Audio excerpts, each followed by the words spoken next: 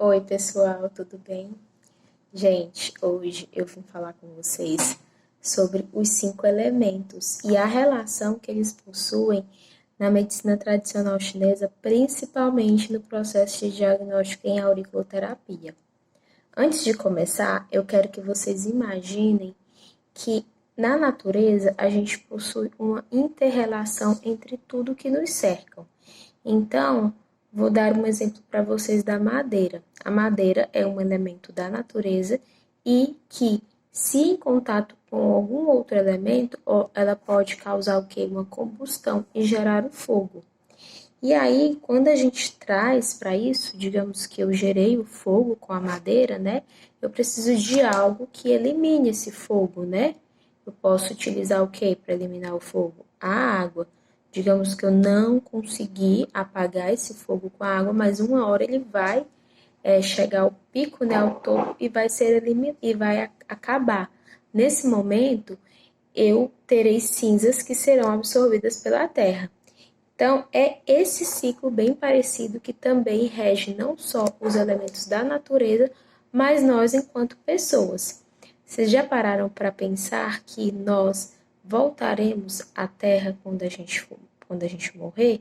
Então, a gente veio da natureza e nós retornaremos para a natureza quando a gente não existir mais enquanto pessoa, certo? Quando o nosso espírito evoluir.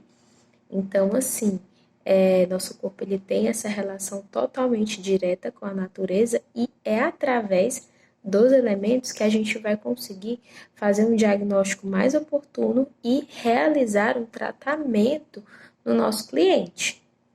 Então, assim, nós temos 5 elementos que regem aí o nosso processo na medicina tradicional chinesa, que é o quê? Água, fogo, terra, metal e qual é o outro? Madeira. Então, água, fogo, terra, metal e madeira são os 5 elementos responsáveis aí por fazer geração e dominância. Eu vou colocar no cantinho aqui da tela a listagem desses elementos e a gente vai trabalhar também a forma como eles atuam.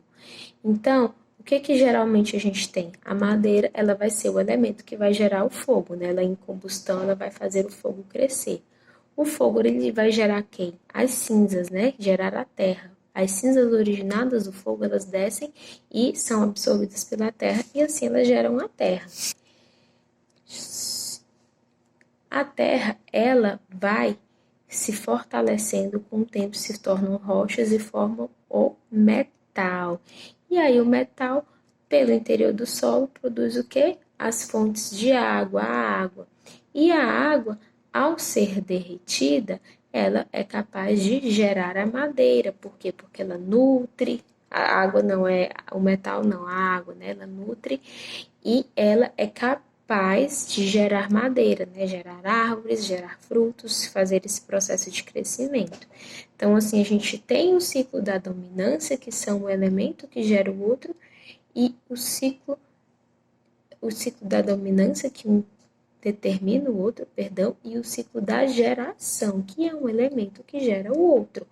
Então, um exemplo bem legal também que a gente pode ter é, digamos que nós temos uma pessoa que ela passa muita raiva, né? Eu gosto muito de dar o exemplo da pessoa que é madeira, né? Ela precisa de um elemento que a domine, porque o elemento que gera ela é a água. Então, evidentemente, uma pessoa que é muito estressada, que passa muita raiva, ela já vai fazer uma ingestão muito grande de água, certo? O rim dela vai estar já bem fortalecido, gerando a madeira. Mas eu preciso de um elemento que possa bloqueá-la. Nesse caso, a gente vai usar o quê? O elemento metal, porque o metal ele corta a madeira. Então, a gente consegue fazer esse processo de dominância aí de um elemento, correto?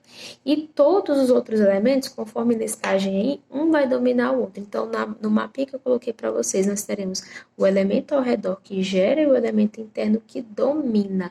Sempre falo que um é a mãe e na medicina tradicional chinesa quem bloqueia é a avó. No ocidental a gente sempre tem aquilo de que a avó é que produz, a avó é que dá muita coisa, só que na MTC a avó ela corta aquele elemento, então ela bloqueia a ação daquele elemento.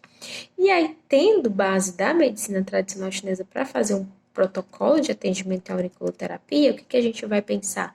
Se eu tenho uma pessoa que ela passa muito mal do estômago, ela se sente muito mal estado do fígado, não vai adiantar eu fazer estimulação apenas no ponto do fígado para obter esse equilíbrio. Eu preciso ativar o elemento que está precisando dominá-la. Nesse caso, eu vou ativar, por exemplo, o pulmão, né? O elemento metal. Ativo o pulmão, que eu elevo o pulmão e consigo manter esse equilíbrio aí no meu cliente.